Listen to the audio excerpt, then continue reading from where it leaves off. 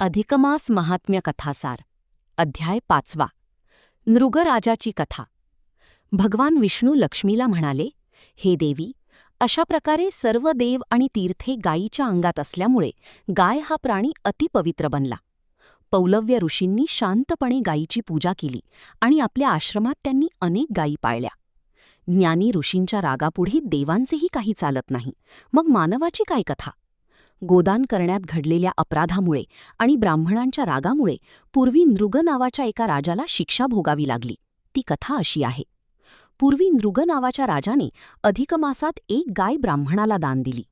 ती गाय त्या ब्राह्मणाच्या घरातून रात्री निसटून परत नृगराजाच्या गोशाळेत आली. दुसऱ्या दिवशी राजाने योगायोगाने चुकून तीच गाय दुसऱ्या ब्राह्मणाला दान देऊन टाकली. तो ब्राह्मण त्या गायीला घरी नेत असताना वाटेत पहिल्या ब्राह्मणाने ती गाय ओळखली आणि तो त्या दुसऱ्या ब्राह्मणाला म्हणाला, काय रे चोरा, नृगराजाने मला काल दान दिलेली ही गाय तू चोरून नेत आहेस का? छे छे, मी तुझी गाय कशाला चोरीन? अरे, ही गाय मला नृगराजानेच आज दान दिलेली आहे, ही माझी गाय आहे. तेव्हा तो दुसरा ब्राह्मण खूपच रागावला आणि तो म्हणाला, नाही नाही, ही माझीच गाय आहे. रात्री ही गाय माझ्या गोठ्यातून पळून गेली, म्हणजे नक्कीच तूच ती चोरली असणार. आता सोड माझी गाय.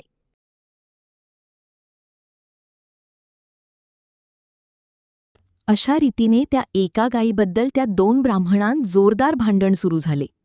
वाटेत बघ्या लोकांची गर्दी जमली. त्या भांडणाची वर्दी मग नृगराजाजवळ पोहोचली.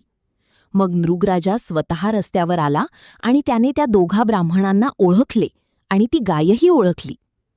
मग नृगराजाच्या लक्षात आले की आपल्या हातून ही एकच गाय या दोन ब्राह्मणांना दान दिल्याची चूक झालीये. आता त्या अपराधाबद्दल करणार तरी काय? तरी नृगराजाने आपल्या हातून न कळत घडलेल्या त्या अपराधाबद्दल त्या दोन्ही ब्राह्मणांजवळ क्षमा मागितली. पण छे, ते दोघेही नृगराजावर खूपच रागावले. प्रत्येकजण म्हणाला, हीच गाय माझी आहे. त्यांचे भांडण काही संपेना.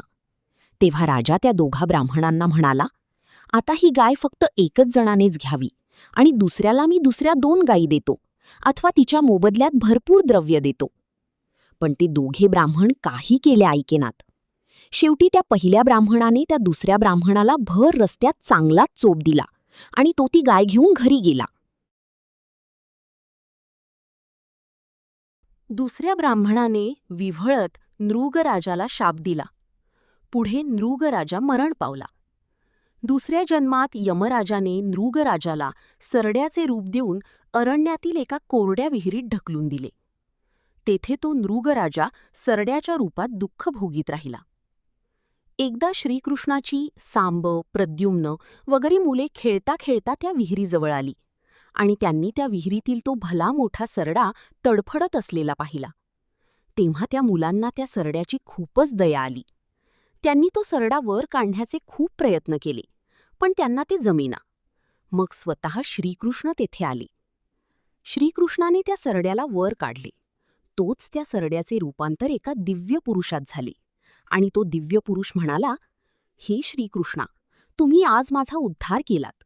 मी नृगराजा पूर्वजन्मात गोदानात चुकून ब्राह्मणांचा राग ओढवून घेतला, त्यामुळे सरडा होऊन येथे पडलो होतो. आता मी सुखाने स्वर्गात जातो. भगवान विष्णू लक्ष्मीला म्हणाले, हे लक्ष्मी, असे आहे गोदानाचे महात्म्य. ब्राह्मण, ऋषी, देव यांच्या रागाचा परिणाम म्हणून पौलव्य ऋषींची आणि नृगराजाची कथा तू ऐकलीस. आता पुढे दीपपूजा आणि दीपदान यांची माहिती तसेच एक कथाही तुला मी सांगणार आहे. ओम नमो भगवते वासुदेवाय. अध्याय 5 समाप्त.